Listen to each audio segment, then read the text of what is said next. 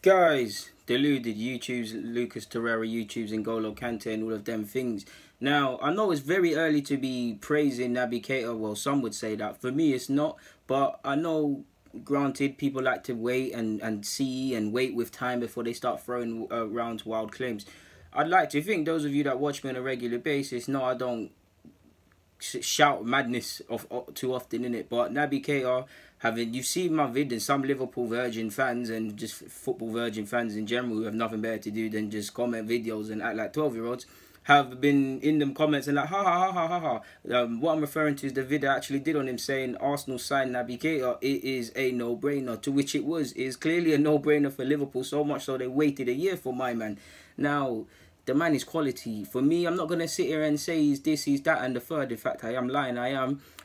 I believe how good he wants to be is down to him, innit? Purely because he can play a number of midfield roles. Clearly, the 8 thing is his, innit? Lovely passer, lovely technical ability. You saw the Cruyff turn against Palace. You saw how he played in the other game against was it West Ham on the first game of the season for Liverpool. So you see he's on bits. Obviously, you want to see him. Well, don't really want to see him against Arsenal because it's long when we play Liverpool, to be honest. But you probably want to see how he plays in big games, generally speaking, against the Uniteds, the Chelseas, the Cities, and all of these games, innit?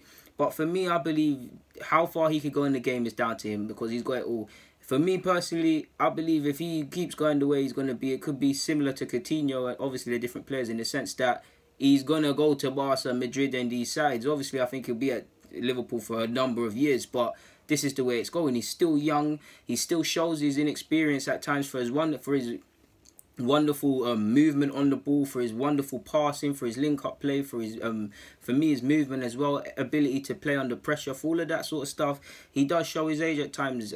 For me, the biggest problem he's had, and I've watched it when he was playing before he went to Liverpool, I don't know any other way to describe it other than it's when you like ball too much in it. Like you're going, he does when his standards drop to when he does get tired. His standards seems to drop a bit like Pogba, and they go through the motions and they give away passes that they shouldn't really. Like you saw against Palace, he almost gave away a cheap ball that could have led to a goal from a Palace goal. So things like that. Once he gets that out of his game, he's gonna be a madness. But for me, he's near enough perfect, man. People, like I said at the beginning, people will say you need to speak time and wait for time for things to happen before you rate him and say these things. For me, I don't care about all of that. I don't say this often. He is one of the best central midfielders in the Premier League, and he's going to be one of the best in the world, in my humble opinion. It's a bit like Kante, different players, but what I mean by that is you just know when someone is sick. You don't need to watch them 100 times or so or whatever. You know when someone's on this. For me, away from his technical abilities, it's a swagger that Naby Keita comes with. It's not no mad swagger in that he's pushing up his chest. It's just the calmness, like he's always been playing Prem, like he's been at Liverpool longer than Klopp and been there for time and stuff like that. He's amazing, man. Like he's just. For me, it's just about probably maintaining them high standards as you get tired throughout the game. Because, like I said, the only problem is his standards drops. But they've got a real good player there, a real good player. And you're looking at Henderson. Obviously, Ox can play a number of roles, which he has done for Liverpool. Wijnaldum's playing, but to a degree, him. A couple of midfielders. If Fabinho starts clicking for Liverpool and Keita stays doing this, then there's not going to be too many games for you lot to play, unless obviously people get rotated and things like that. For me, it's quality, man. So is between him, between Van Dijk, I still don't think Van Dijk's worth 75 million. As I said in that vid, purely on the basis of it's nothing to do with him. He's a quality defender, and all he can do is try and justify the price tag and do what he was doing before he joined Liverpool. What I mean by that is, and like some idiots again in Virgins in the comments can't understand.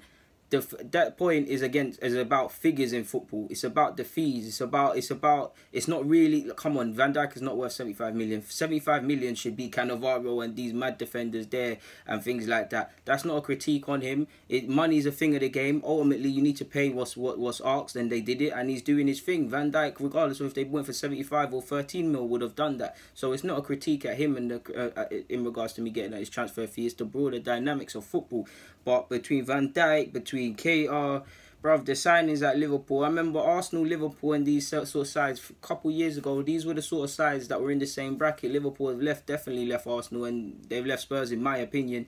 In terms of this, they're signing good players, like great players. They've got a manager that's obviously they've fallen short in the Europa League final, Champions League final. I think there's definitely another final, but he's got them Liverpool fans motivated. Definitely in the last 3-4 years he's been here. This is Liverpool's. I don't want to say they've gone up a stature as a club because they're a prestigious club, but I mean in the sense that they believe in. I know fans and players, and let's focus on the fans. They're going into big games. They're believing. It's got to the point where Liverpool fans, I'm sure, again, I can't speak for you guys, but I'm sure you must be more confident in big games than when you play, no disrespect, but West Ham and these sort of sides, because Liverpool are up for it. Like Liverpool, the good times are back essentially. Obviously, it means nothing unless they win a trophy, because take it from an Arsenal fan, I really enjoyed our run in '06. It was a beautiful run. I think it should have been made into a movie, in the sense that it shows all the emotions that comes with football, shows what happens when a team fights. Obviously, no one expected us to beat Madrid, the Juventus. Obviously, we got a bit of luck against Villarreal with the missed penalty save from Lehman, and then we were about 17 minutes or so from winning it, but no one remembers that. People like me remember it, 'cause I'm an Arsenal fan, and that gave me joy to a degree, if you can say that. But the broader general dynamic, losers aren't remembered.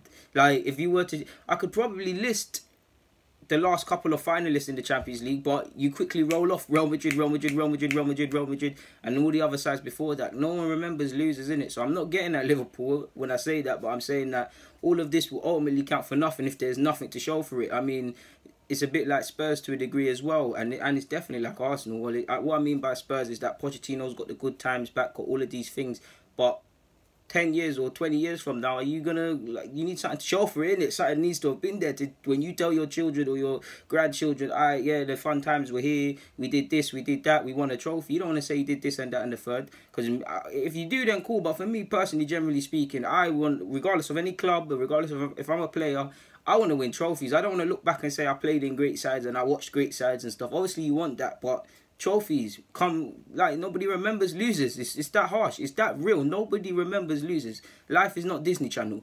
But on that note, guys, I really believe Keita, bro, between him, Jorginho, signings of the season, Kovacic, midfield signings of the season. Like, I mean, I keep changing this every week, but there's so many hard midfielders in the Premier League. There was already, and there's some already now. I mean, imagine Keita in the first thing I saw when I was thinking of the Palace game, I was thinking, imagine if this guy was at Manchester City. Just imagine if Keita was playing for Manchester City. Like, it would be even more of a myth. But Liverpool got a great player, man. Great player. Like I said, technically sound, confident on the ball, can play a 6, could probably play an 8 with time. I mean, can play 8, could probably play 6 with time. But again, he probably needs to be a bit more disciplined. He is pretty disciplined, but at times he shows his indiscipline. For me, it's about, from the first minute to the 90th minute, if you're on the pitch that long, maintaining them high standards. That's just it for me personally, people. But yeah, guys, deluded, there's not much more to say on that front. Get in the comments, subscribe, and do the rest. Keita's a bad boy footballer, and he's going straight to the top, in my opinion. I'm out.